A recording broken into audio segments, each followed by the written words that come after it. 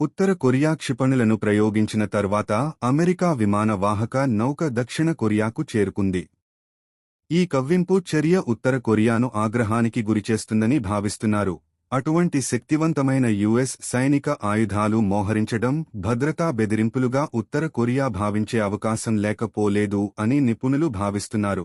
ఇది ఇలా ఉండగా మార్చి 3వ తారీఖున దక్షిణ కొరియాలోని బుసాన్లోని ఓడరేవు వద్ద Nimitz class nuclear powered aircraft carrier USS Carl Vinson యొక్క ఫ్లైట్ డెక్పై యుఎస్ MH-60 సీహాక్ హెలికాప్టర్లు కనిపించాయి. యుఎస్ MH-60 సీహాక్ హెలికాప్టర్ల దక్షిణ కొరియాలోని బుసాన్లోని ఓడరేవులో యుఎస్ఎస్ కార్ల్ విన్సన్ మరియు దాని స్ట్రైక్ యుఎస్ఎస్ కార్ల్ విన్సన్ మరియు దాని స్ట్రైక్ గ్రూప్ దక్షిణ కొరియా నౌకాశ్రయం బుసాన్కు రావడం నిరంతర ఉత్తర కొరియా బెదిరింపుల నేపథ్యంలో పటిష్టమైన యుఎస్ దక్షిణ కొరియా మిలిటరీ మైత్రిని ప్రదర్శించడం మరియు మిత్రదేశాల ఉమ్మడి ఆయుధ సంపత్తిని ప్రదర్శనలో ఓ భాగంగా బుసాన్ వచ్చినట్లు దక్షిణ కొరియా నావికాదళం ఓ ప్రకటనలో తెలిపింది.